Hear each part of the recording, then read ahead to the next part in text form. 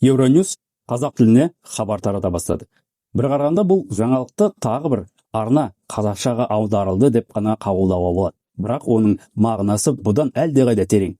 Әрине, Евроньюс аудиториясы мен жаһандық ықпалы жағынан BBC немесе The New York Times секілді ақпарат алпауыттарымен бір деңгейде емес. Алайда ол Еуропада кеңінен танылған халықаралық саясатты, экономиканы және әлемдік оқиғаларды еуропалық көзқараспен жеткізетін белгілі медиа бренд.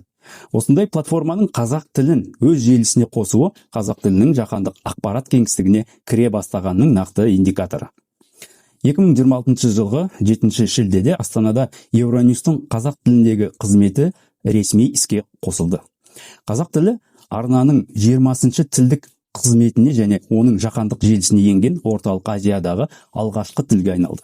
Бұл жерде символдық мән өте үлкен. Өйткені бұған дейін қазақ тілі көбіне Қазақстанның ішкі кеңістігімен, ұлттық мәдениетпен немесе тұрмыстық қолданыспен байланыстырылып келсе, енді ол Еуропа саясаты, халықаралық дипломатия, қаржы нарығы, технология, климат, соғыс пен бейбітшілік туралы сөйлейтін тіл ретінде әлемдік медиа айналымына шығып отыр. Тіл шын мәнінде даму үшін сол тілде күрделі әлем түсіндірілуі керек. Қазақша сөйлейтін адам халықаралық жаңалықты орыс тілі мәтіннің көлеңкесі ретінде емес, тікелей өз тілінде қабылдауы тиіс. Евроньюстың қазақша қызметі осы қажеттілікке жауап береді. Енді Брюссельде, Еуропада және әлемнің өзге аймақтарында жасалған жаңалықтар қазақ аудиториясына қазақ тілінде жетеді.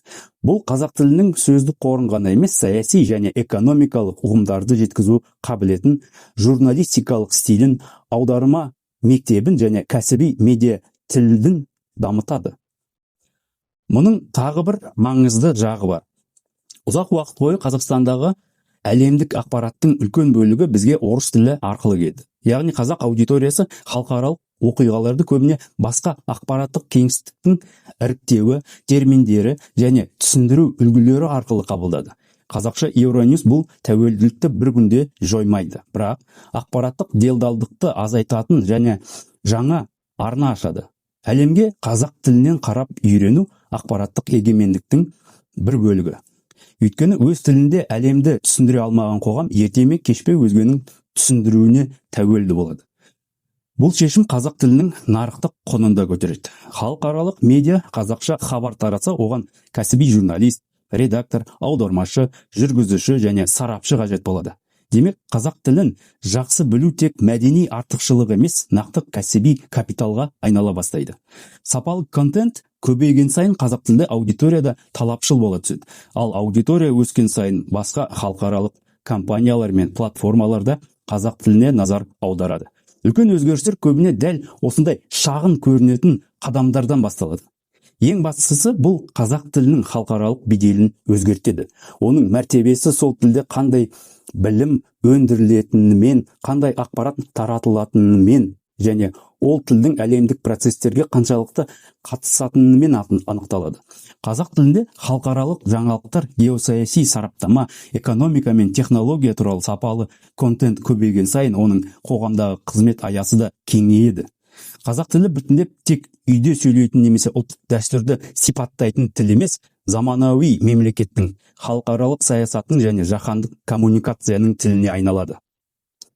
Әрине, мұны асыра дәріптеп, Евроньюс қазақша шықты екен деп барлық мәселе шешілді деуге болмайды. Енді аударманың сапасына, терминдердің табиғилығына, редакцияның кәсібилігіне және Қазақстан туралы материалдардың шынайы журналистика мен имидждік контент арасындағы тепе-теңдігіне қарау керек. Бірақ жетістік деп мойындау қажет. Кеше әлемдік жаңалықтарды қазақша толыққанды жеткізу мүмкін емес деген түсінік басым еді. Бүгін Еуропаның белгілі ақпарат арналарының бірі қазақ тілінде сөйлей бастады.